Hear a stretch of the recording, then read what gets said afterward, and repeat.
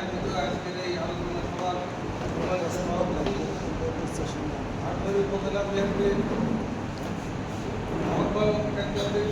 ইউনিয়নের বারবার নির্বাচিত চেয়ারম্যান বুদ্ধবাদন নেতা বাদল রহমান রানা, আটঘরে উপজেলা বিএনপির সদস্য সচিব গোলাম মনোহর হোসেন আলম ভাই সহ মঞ্চে উপস্থিত আছেন অসমতি ভাই, শফি ভাই, আমার জেলখানার পাটনা মোহাম্মদ ফাজিল ভাই, আশাফুল ভাই সহ পৌর নেতৃবৃন্দ, আমার জেল সাইডে আছে মোসা ভাই সহ আমরা উপস্থিত বিভিন্ন ইউনিয়ন থেকে আগত সভাপতি, সেক্রেটারি, ছাত্রদল, যুবদল, স্বেচ্ছাসেবক দল এবং কৃষক দলের সকল নেতৃবৃন্দকে আমি আমার প্রার্থীর সংগঠন বাংলাদেশ জাতীয়তাবাদী দল সম্পূর্ণ পক্ষ থেকে শুভেচ্ছা এবং অভিনন্দন।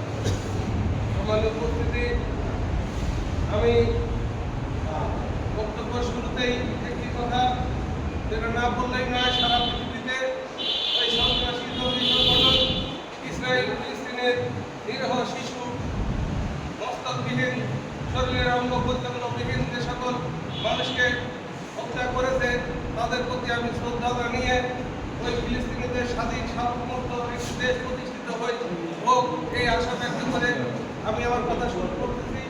আগামী 15ই এপ্রিল বাংলাদেশ জাতীয়তাবাদী দল আটঘরে ঈশ্বরদীর গৌর মানুষের নেতা পাবনা জেলা বিএনপির আহ্বায়ক জনাব হাবিবুর রহমান হাবিবের আগমন উপলক্ষে আমাদের প্রস্তুতি নেব।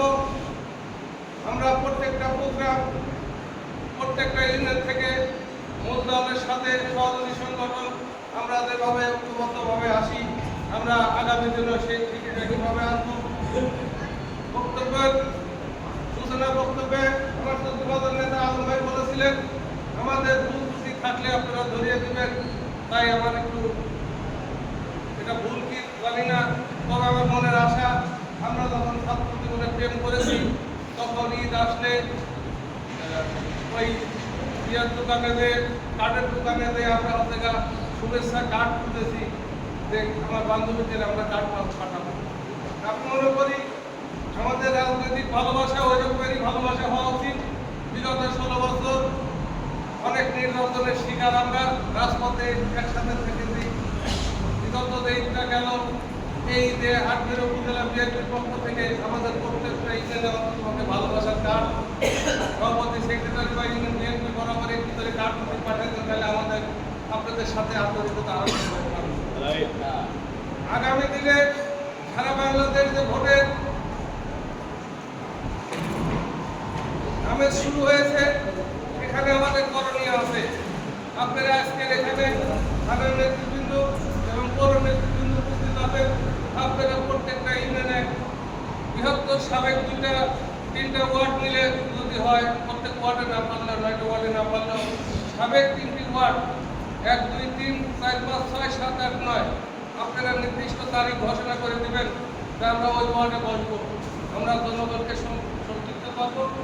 আগামী দিনে হাবিবুর রহমান হাবিব যদি ভোটে নির্বাচিত না হতে পারে তাহলে আমাদের কিন্তু এই 16 বছরের নির্যাতন, আমাদের এই 16 বছরের কষ্ট সম্পূর্ণ একটু বলা যাবে।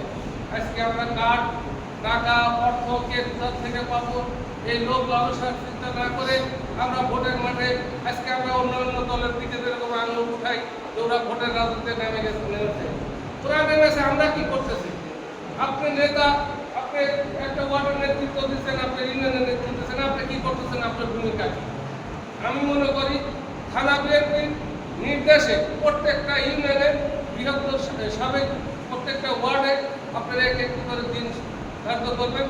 ওই ইউনিয়নের ওই ওয়ার্ডের যদি কোনো নেতা এই আপনাদের আগমন বা এই আলোচনা সভা যদি নিতে পারে, আপনি ওই নেতাকে অবশ্যই ব্যর্থ নেতা হিসেবে গণ্য করে তাকে দল থেকে বহিষ্কার করবেন। তার যোগ্যতা ওখানে যদি শক্তিশালী তৈরি হয়, আমি মনে করি তার সেই